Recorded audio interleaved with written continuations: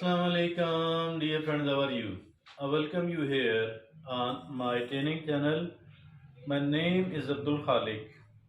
Here on this channel, as well as all the other training channels, we people are seen talking and discussing and presenting the attitudes and the habits of those who are successful enough.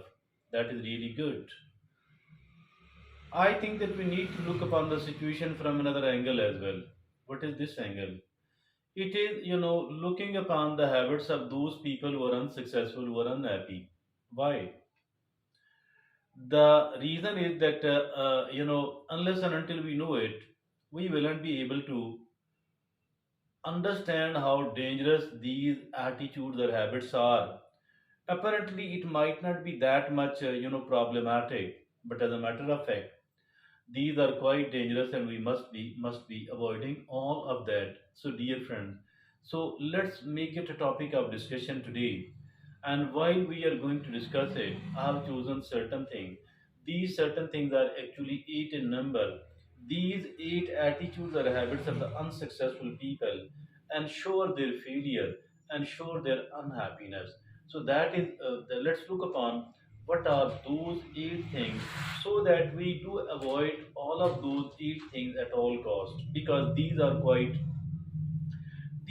ensure that the person is not going to succeed in the life, that the person is going to lead an unhappy and the sad life. What are those eight things? Let's look upon all that one by one. First of all, it is the fear of taking risk. People don't take risk. They stay in their comfort zone. They are always seen doing the things which are the easier, which are the more safe. I think we need to come out of that. Does not mean that we should start gambling. Does not mean that we should start doing the things which damage our own security. Not at all. But at least a certain smaller risk, well prepared, well calculated risk must be taken, and we must be always ready to step outside our comfort zone. We must be ready all the time. We must be ready all the time to step outside our comfort zone. That is essential. So that is the habit number one. Because unless and until we do this, as long as we are playing too safe, too easy, too comfortable, too simple, I think that we are going to just survive. But as a matter of fact, we want to thrive, not just survive. So for that reason, we need to learn how to step out of the comfort zone, how to take the well prepared risk. Now, the second thing, which is the habit of unsuccessful and unhappy, neglecting personal growth. How do they neglect the personal growth? Reflect, learn, and improve. So that is needed. But they people neither reflect, nor they learn, nor they improve. They stuck in the same old routine.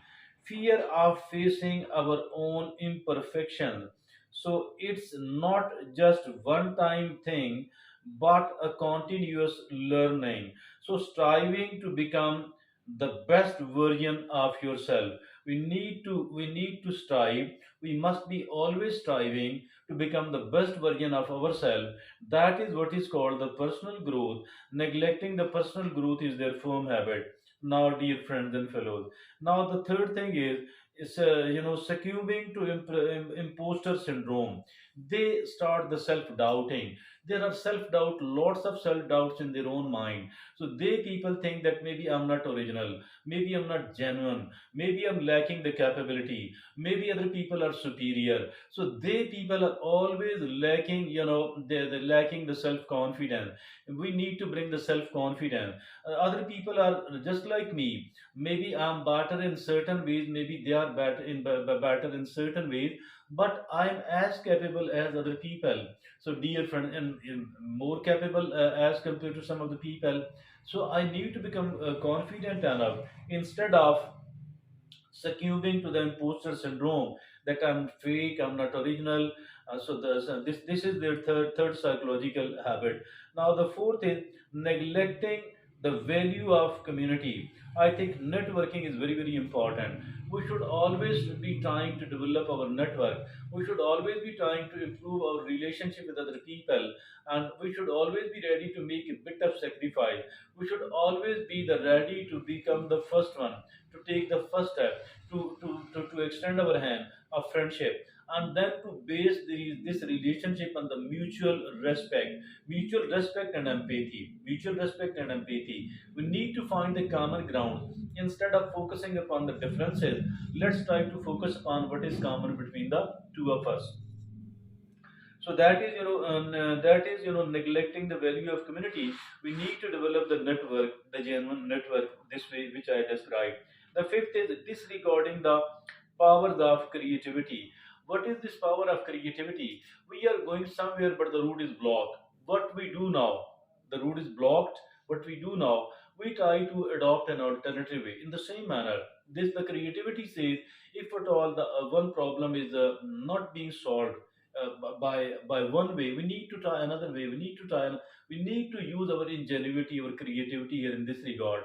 So if at all we want to move forward, and but we are unable to achieve our goal, we need to change our strategy. We need to actually develop many options, keep creating the new and the better option, but we don't even need to always keep generating new ideas, new options, and we need to keep refining those new options as well.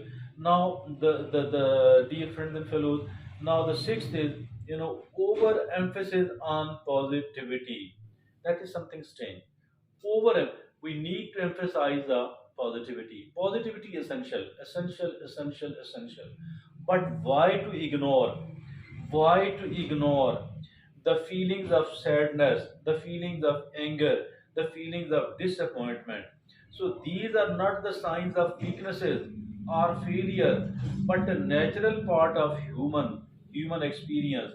By suppressing these so-called negative emotions, we deny ourselves the opportunity to fully process, and learn from our own experience. We also risk becoming disconnected from our authentic selves.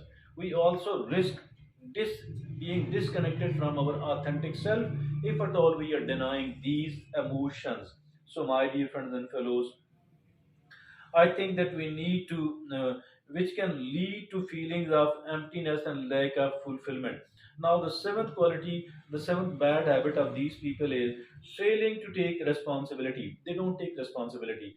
They're always seen blaming other people for the bad things being done by they themselves.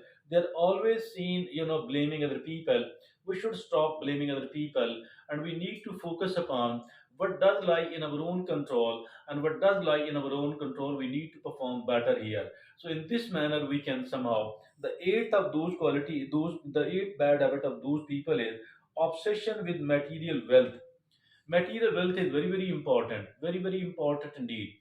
But the obsession with the material wealth, I think that is very dangerous indeed. We should try to come out of that. My wealth is important, my money is important, whatever I possess, my assets, my bank account, all of these are important. But I myself, I am a thousand times more important than all the material possessions of mine combined, because the life has given to me once only, it will never ever be given to me again. So if at all this be the case, why not to take care of myself? Why not to understand that I myself, I am supreme, and these things, as compared to me, these are nothing at all. So I need to protect myself, I need to cherish myself, I need to foster myself. So material possessions are good, good, good, but as compared to me myself, I am 100, 1000 times more important.